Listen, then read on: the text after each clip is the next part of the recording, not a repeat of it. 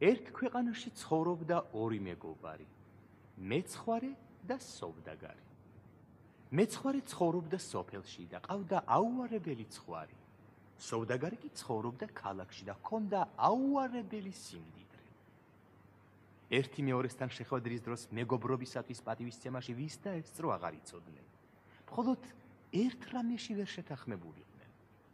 იყო თუ არა ქვეყანაზე ისეთი კაცი, რომელსაც ტყუილი არ ეთქვა. ერთხელ ერთმანეთს რომ შეხვდნენ, პურისჭამის დროს ასეთი ლაპარაკი ჩამოვარდა. ნეტავი თუ არის ისეთი ადამიანი, რომელსაც თავის სიცოცხლეში ტყუილი არ ეთქვას. იკითხა სოვდაგარმა. ჩემო მეგობარო, უპასუხა მეცხვარე. მე მყავს ერთი ისეთი მწყემსი, რომელსაც თავის სიცოცხლეში ტყუილი არ უთქვამს და არც იტყვის. სიმართლეს დიდი ძალა აქვს. ამ ჩვენს ცხოვრებას სიმართლის ღერძი ატრიალებს. სიმართლე რომ არ იყოს, ხალხი დაიღუპებოდა. სიმართლე კაცს აპატიოსნებს, ტყუილი ადამიანს ბოროტს ჩაადენინებს. ტყუილს მოკლე ფეხები აქვსო, ასია ნათქვამი. ეგ ყველაფერი მართალია, მაგრამ მე ვერ დავიჯერებ, რომ იმ წყემს საერთოდ ტყუილი არ ეთქვას და ან არასოდეს იტყვის. უთხრა სოვდაგარმა. მეცხვარი არ წმუნებდა, სოვდაგარს არ ასჯეროდა. ბოლოს დანაძლევდნენ. თუ ისეთ კაცს იპოვიდნენ, რომ ტყუილი არ ეთქვა და არც იტყოდა, სოვდაგრის ქონება მწყემს უნდა დარჩენოდა და თუ პირიქით ვერ ნახავდნენ ასეთ კაცს, მეცხვარის ცხვარი სოვდაგარს უნდა დარჩენოდა. დასცილდნენ ერთმანეთს და თავიანთ საქმეზე წავიდნენ. მეცხვარეს ცხვარი მთაში ჰყავდა და ასეთი წესი ჰქონდა შემოღებული. კვირაში 1-2 რადიოდა სანახავად და როცა ფარეხში მივიდოდა, წყემს ასე მიმართავდა.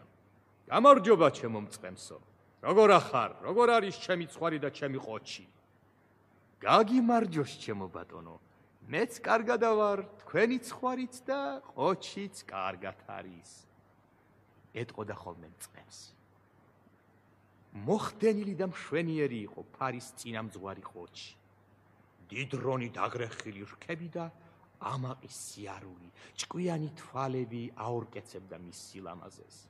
ამიტომაც მეცხვარეს იგი ძალიან უყვარდა. სანაძლეოს დადების შემდეგ კარგა ხანმა გაიარა. ერთ დღეს სოვდაგარმა კარგი საგზალი მოამზადა, ღვინოც ბრომად იყიდა, ორი სხვა მეგობარიც დაპატიჟა და მთაში წავიდა მწყემსის სანახავად. სოვდაგარი მწყემს კარგად იცნობდა, მაგრამ მის ასეთ უმციკლო პატიოსნებაში არ იყო დარწმუნებული. მწყემსმა მეცხვარის მეგობრის მოსვლა რომ გაიგო, დიდად გაუხარდა. პატივსაცემად ცხვარი დაუკლა და კარგადაც გაუმასპინძლდა. სტუმრებმაც თავიანთი ხურჯინებიდან საგზალი ამოალაგეს, ხის ჩრდილში დასხდნენ და ჭამასმა შეუდგნენ. სოვდაგარი მწყემს ღვინოს აძალებდა და ბოლოს დაათრო კიდეც. თვითონ კი ფხიზლები იყვნენ. სოვდაგარმა მწყემსის სიმთვრალით ისარგებლა და უთხრა: თუ შენ ჩვენი პატივისცემა გინდა, ფარაში ის ლამაზი ყოჩი რომ ყავთ, ის დამიკალი. არა, ამას ვერ გავაკეთებ, უპასუხა მწყემსმა. ჩემს პატრონს ის ყოჩი ძალიან უყვარს, თელ ფარას ურჩევნია, მერე იმას რაღა პასუხი გავცე. შენს პატრონს ასე უთხარი, რომ მგელმა მომტაცა თქო.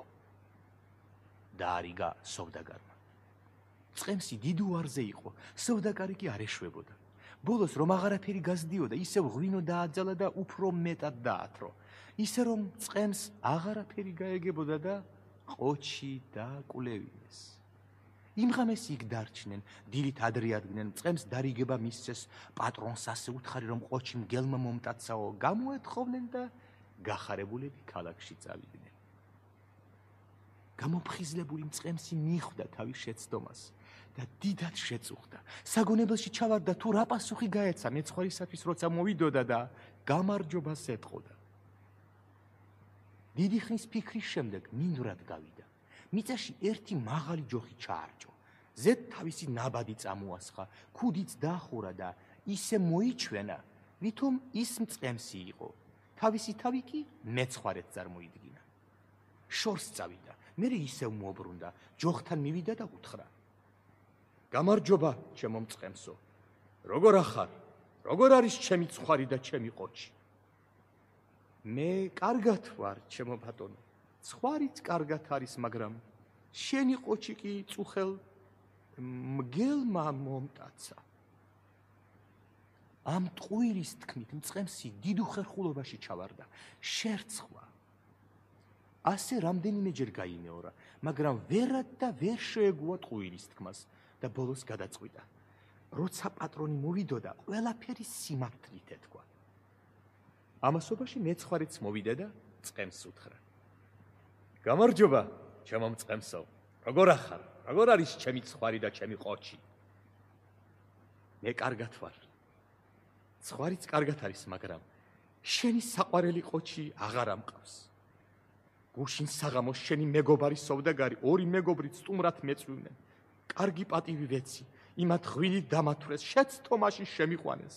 შენი საყვარელი ყოჩი დამაკვლევინეს და თან დამარიგეს შენთვის ტყუილი მეთქვა, ვითომ ყოჩი მგელმა მომტაცა. ასე შემაცდინეს შენი ჭირიმე. ახლა რაც გინდა ის მიყავი. როგორც გენებოს ისე შემრისხე, რა ვქნა? მე ჩემ სიცოცხლეში ტყუილი არ მithქვამს და ვერც თქვენ მოგახსენებთ.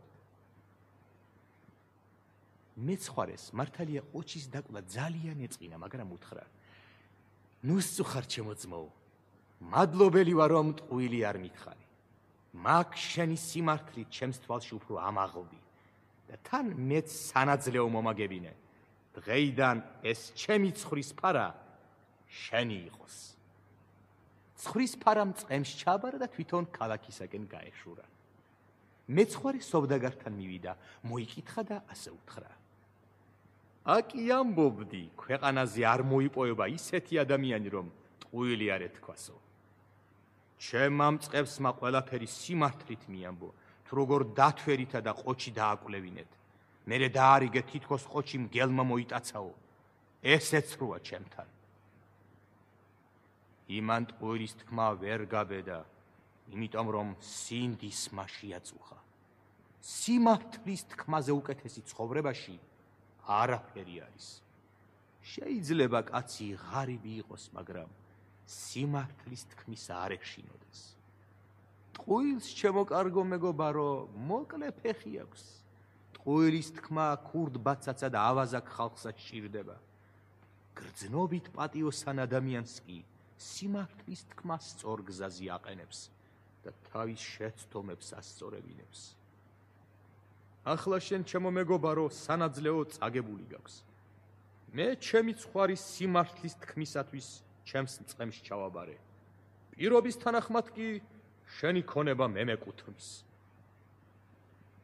რაღა სიზამდა სოვდაგარი, სანაძლეო წაგებული ჰქონდა. თავისი ქონება მეცხვარის ჩააბარა, მეცხვარე მისი ქონების ნახევარ ისევ სოვდაგარს დაუბრუნა და ცხოვრობდა სიმართლით. სიმართლე მას თქვა: ურმით დავდივარ, მაგრამ ბედაურზე მჯდომ კაცსაც კი დავეწევიო.